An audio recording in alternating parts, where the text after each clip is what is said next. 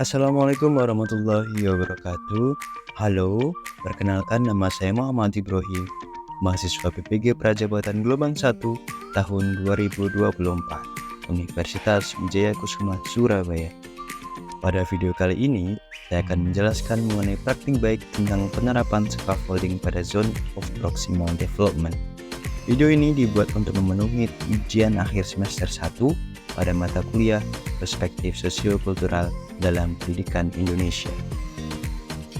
Pada praktik pengalaman lapangan 1 atau PPL 1 yang dilaksanakan di SDN Putrajaya 4 Surabaya, saya berkesempatan untuk menerapkan scaffolding pada Zone of Proximal Development atau ZPD pada pembelajaran Bahasa Indonesia kelas 1. Tujuan dari penerapan scaffolding yaitu untuk memfasilitasi pembelajaran yang efektif dan membantu peserta didik dalam mencapai pemahaman yang mendalam terhadap materi atau tugas yang mereka hadapi.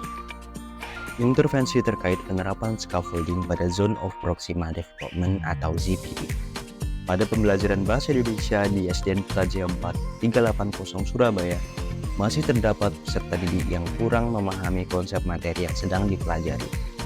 Dalam proses pembelajarannya, peserta didik telah disesuaikan dengan tingkat kemampuannya. Namun, terlihat masih ada beberapa peserta didik yang masih belum maksimal dalam memahami materi.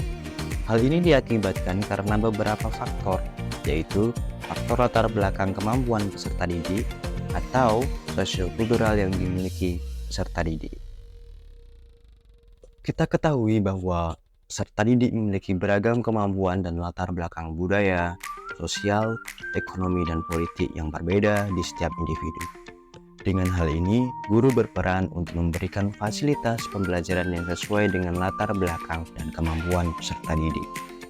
Guru dapat mewujudkan ketercapaian tujuan pembelajaran sesuai dengan kebutuhan dan kemampuan peserta didik dengan merancang pembelajaran dengan metode dan teknik yang tepat.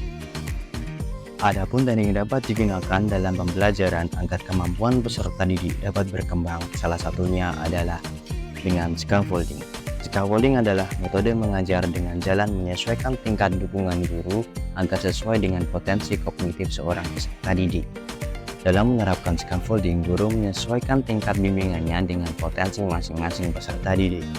Sebelum memberikan scaffolding, guru melakukan diagnosis kesulitan belajar peserta didik dan memahami aspek kemampuan berpikir peserta didik, sehingga bantuan yang diberikan tepat dan sesuai untuk digunakan dalam meningkatkan perkembangan kemampuan aktual peserta didik menjadi kemampuan potensial secara maksimal.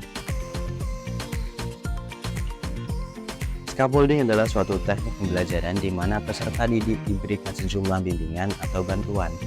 Kemudian perlahan-lahan bimbingan tersebut dikurangi hingga pada akhirnya peserta didik dapat menunjukkan kemandirian yang lebih besar dalam proses pembelajaran. Mengacu pada teori Vygotsky, yaitu pembelajaran yang terjadi apabila peserta didik bekerja atau belajar menyelesaikan tugas-tugas tersebut. Namun, tugas-tugas tersebut berada dalam Zone of Proximal Development. Nah, sekarang apa itu yang dimaksud dengan ZPD atau Zone of Proximal Development? Zone of Proximal Development atau ZPD adalah jarak antara tingkat perkembangan sesungguhnya yang didefinisikan sebagai kemampuan pemecahan masalah secara mandiri dan tingkat perkembangan potensial yang didefinisikan sebagai kemampuan pemecahan masalah di bawah bimbingan orang dewasa atau melalui kerjasama dengan kawan sejawat yang lebih mampu atau bisa disebut dengan tutor sebaya. Penerapan scaffolding ini saya lakukan di kelas 1A SDN Putrajaya 4 380 Surabaya pada pembelajaran Bahasa Indonesia dengan topik membaca denah. Adapun aktivitas dalam penerapan scaffolding yang pertama adalah pengenalan materi. Memulai pengajaran dengan pengenalan materi ini dilakukan dengan cara yang menarik dan relevan bagi peserta didik, dan memastikan peserta didik memiliki pemahaman dasar terkait materi-materi yang akan dipelajari. Langkah selanjutnya adalah pengelompokan peserta didik berdasarkan tingkat perkembangannya. Dalam pengelompokan ini, peserta didik dikelompokkan secara heterogen. Tujuannya adalah agar setiap kelompok memiliki kombinasi anggota kelompok dengan beragam tingkat kemampuan, sehingga peserta didik dapat saling menguatkan dan belajar satu sama lain. Melalui pengelompokan berdasarkan ZPD, peserta didik dapat memiliki lingkungan yang inklusif, di mana mereka tidak hanya belajar dari guru, akan tetapi peserta didik juga belajar dari interaksi atau kerjasama dengan teman sejawat. Setelah melakukan kegiatan pengelompokan peserta didik berdasarkan tingkat perkembangannya, langkah selanjutnya yang dilakukan oleh guru adalah memberikan tugas sesuai dengan taraf perkembangan peserta didik.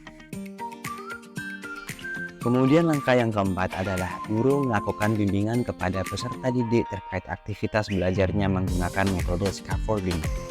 Scaffolding ini dilakukan ketika peserta didik melakukan kegiatan pengerjaan tugas kelompok atau saat peserta didik melakukan diskusi mengenai tugas mereka, di mana guru berkeliling ke setiap peserta didik atau kelompok untuk memastikan atau mengkonfirmasi dari apa yang mereka kerjakan pada LKPD, serta memastikan apakah peserta didik bekerja di dalam kelompoknya dan memberikan bantuan atau bimbingan sesuai dengan tingkat perkembangan kognitif masing-masing peserta didik.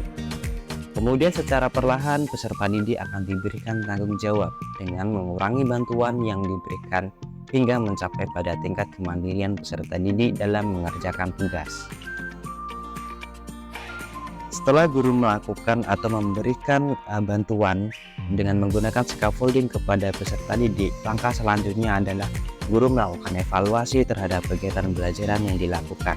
Tujuannya adalah agar guru dapat mengetahui apakah pembelajaran yang telah disampaikan kepada peserta didik ini telah tersampaikan dengan baik dan secara efektif. Dari penerapan scaffolding yang telah dilakukan, adapun hasil yang dicapai dalam penerapan tersebut. Yang pertama, peserta didik terlibat aktif dalam pembelajaran sehingga menciptakan lingkungan belajar yang suportif dan menerima peserta didik. Yang kedua, peningkatan kemampuan pemahaman peserta didik terhadap materi dan kemampuan pemecahan masalah. Yang ketiga, peserta didik berani dalam menyampaikan hasil kerja kelompok sehingga pembelajaran berpusat kepada peserta didik. Dan yang terakhir adalah peserta didik dapat belajar dengan aman dan nyaman. Pembelajaran dan replikasi. Scaffolding yang diterapkan pada peserta didik di kelas 1A SDN Putrajaya 43810 Surabaya dapat mengurangi kesulitan peserta didik dalam memahami materi pelajaran yang disampaikan oleh guru pada mata pelajaran Bahasa Indonesia. Dari penerapan scaffolding yang dilakukan, kemampuan peserta didik dapat berkembang sehingga tujuan pembelajaran dapat tercapai dengan maksimal. Penerapan scaffolding pada ZPD ini dapat menjadi pendekatan yang dapat diterapkan guru sebagai suatu wujud pelaksanaan pembelajaran yang berpusat pada peserta didik. Demikianlah praktik baik yang telah dilakukan di SDN Putrajaya 4380 Surabaya. Saya ucapkan terima kasih dan sampai jumpa.